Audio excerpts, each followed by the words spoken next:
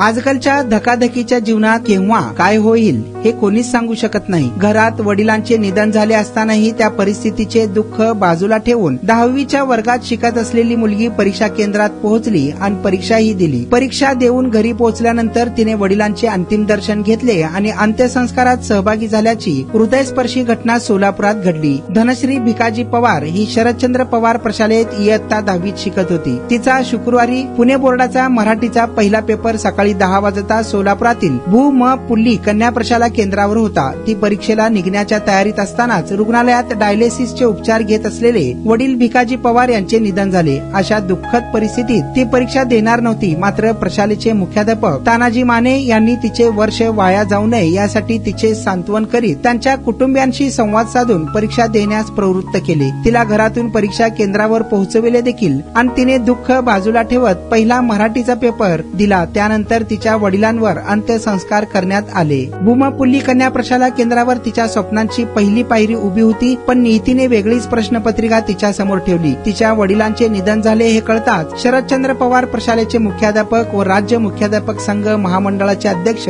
तानाजी माने तिच्या घरात पोहोचले. दरम्यान धनश्रीच्या घटनेबाबत माध्यमिक शिक्षणाधिकारी सचिन जगताप यांना कळताच ते भूमपुल्ली कन्या प्रशालेच्या परीक्षा केंद्रावर तात्काळ हजर झाले. त्यांनी मुलींची विचारपूस करीत तिला परीक्षा देण्यासाठी प्रोत्साहन दिले. संबंधितांना त्या मुलीला परीक्षा देताना कोणत्याही प्रकारची अडचण निर्माण होऊ नये यासाठी सूचनाही केल्या होत्या. अवघ्या 2 तासात तिने पेपर सोडल्यानंतर त्याला घरी देखील स्वतः मुख्याध्यापक माने यांनी पोहोच केल्याचं माहिती समोर आली आहे. पण या 8-15 दिवसातच ते ऍडमिट पडले आणि आठवड्यामध्ये दवाखान्यात ऍडमिट होतं असं समजलं.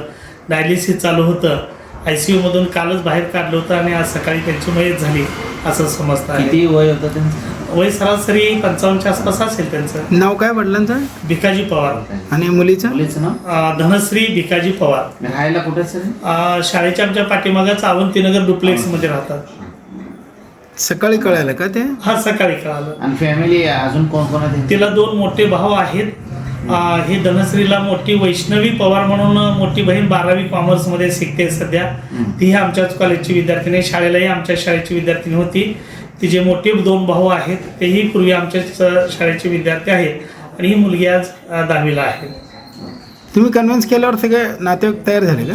तयार झाले. तिची मानसिकता नव्हती? हा, ते साहजिक आहे ना. रडत बसले होते, आई रडते, बाकीचे सगळे नातेवाईक रडते आणि कसं पेपरला जायचं हाही भाग होता. मग मी छत्रपती शिवाजी सेंटरला होतो. त्या ठिकाणावरून दुसऱ्या मी शिक्षकांना माझ्या पाठवलं, रणदीप विसरण जाधव सर. त्यांनी जाऊन कन्व्हिन्स केलं, परंतु ते नव्हती मानसिकता तिची.